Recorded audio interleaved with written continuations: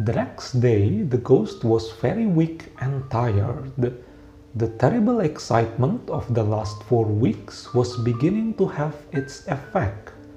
His nerves were completely shattered, and he started at the slightest noise. For 5 days he kept his room, and at last made up his mind to give up the point of the blood stain on the library floor. If the Otis family did not want it, they clearly did not deserve it. They were evidently people on a low material plane of existence and quite incapable of appreciating the symbolic value of sensus phenomena.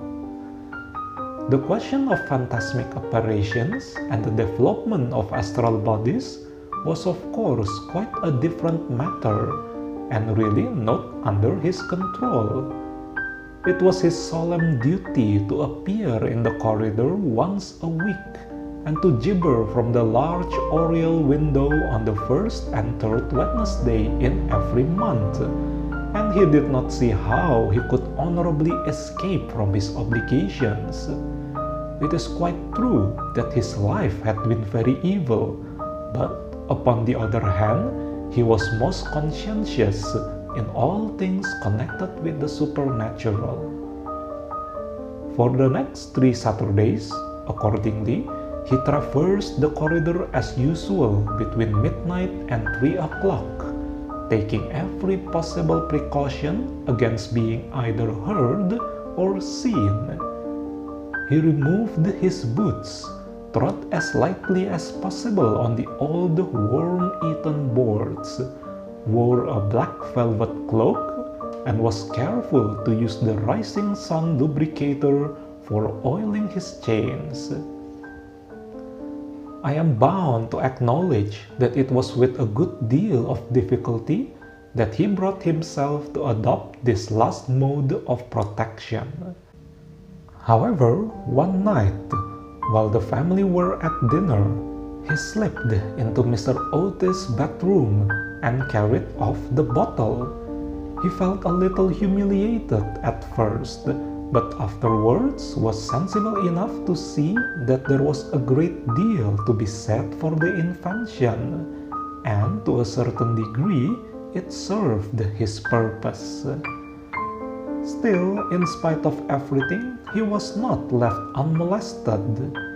Strings were continually being stretched across the corridor, over which he tripped in the dark, and on one occasion, while dressed for the part of Black Isaac or the huntsman of Hogley Woods, he met with a severe fall through treading on a butter slide which the twins had constructed from the entrance of the tapestry chamber to the top of the oak staircase.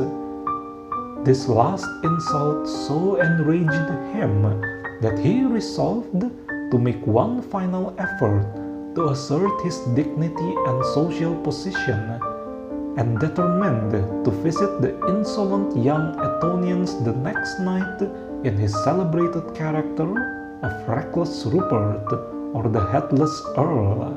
He had not appeared in this disguise for more than 70 years.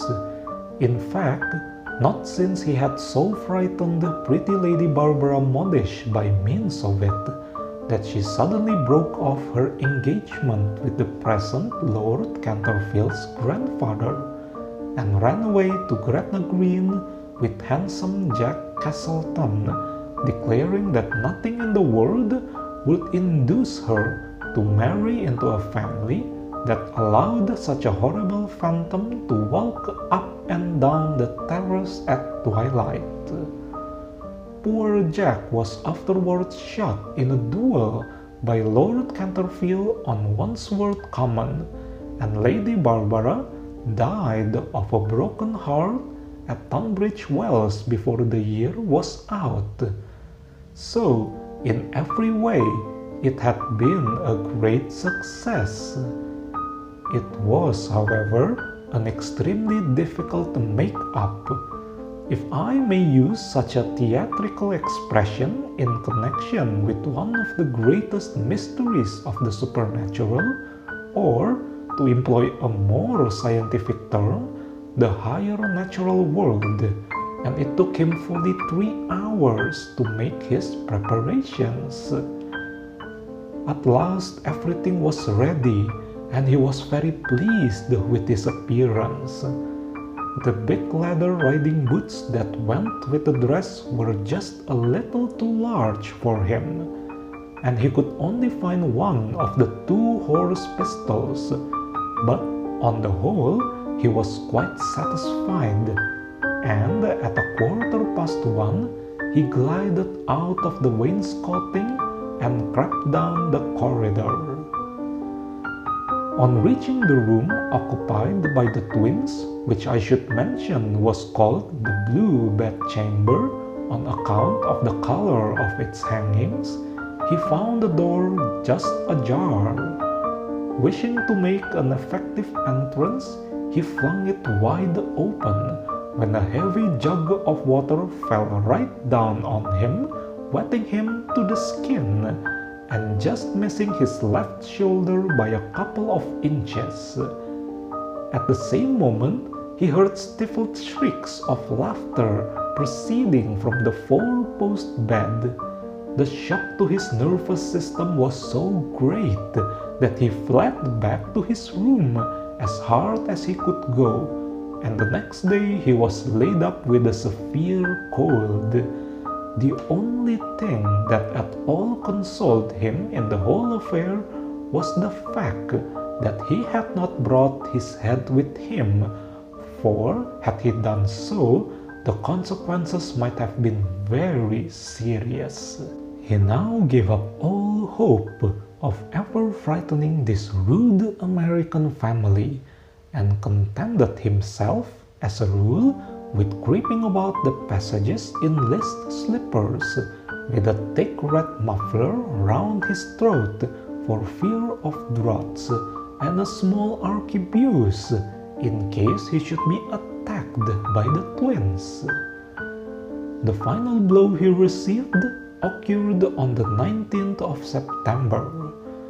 He had gone downstairs to the great entrance hall, feeling sure that there, at any rate, he would be quite unmolested, and was amusing himself by making satirical remarks on the large Saroni photographs of the United States minister and his wife, which had now taken the place of the Canterville family pictures.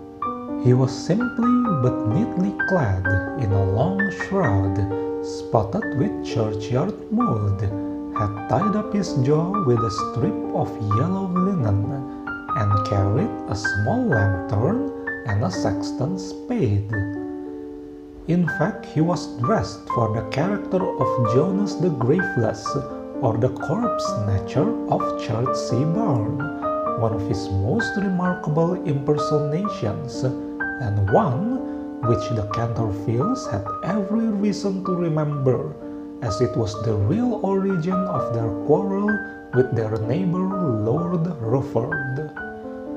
It was about 2:15 in the morning, and as far as he could ascertain, no one was stirring. As he was strolling towards the library, however, to see if there were any traces left of the blood stain, suddenly there leaped out on him from a dark corner 2 figures who waved their arms wildly above their heads and shrieked out "Boo!" in his ear. Seized with a panic, which under the circumstances was only natural, he rushed for the staircase, but found Washington Otis waiting for him there with the big garden syringe. And being thus hemmed in by his enemies on every side and driven almost to bay, he vanished into the great iron stove, which, fortunately for him, was not lit, and had to make his way home through the flues and chimneys, arriving at his own room in a terrible state of dirt, disorder, and despair. After this, he was not seen again on any nocturnal expedition. The twins lay in wait for him on several occasions and strewed the passages with nutshells every night, to the great annoyance of their parents and the servants. But it was of no avail. It was quite evident that his feelings were so wounded that he would not appear. Mr. Otis consequently resumed his great work on the history of the Democratic Party, on which he had been engaged for some years. Mrs. Otis organized a wonderful clam bake, which amazed the whole county. The boys took to lacrosse, euchre, poker, and other American national games, and Virginia rode about the lanes on her pony, accompanied by the young Duke of Cheshire, who had come to spend the last week of his holidays at Canterville Chase. It was generally assumed that the ghost had gone away, and in fact, Mr. Otis wrote a letter to that effect to Lord Canterville, who in reply expressed his great pleasure at the news and sent his best congratulations to the minister's worthy wife.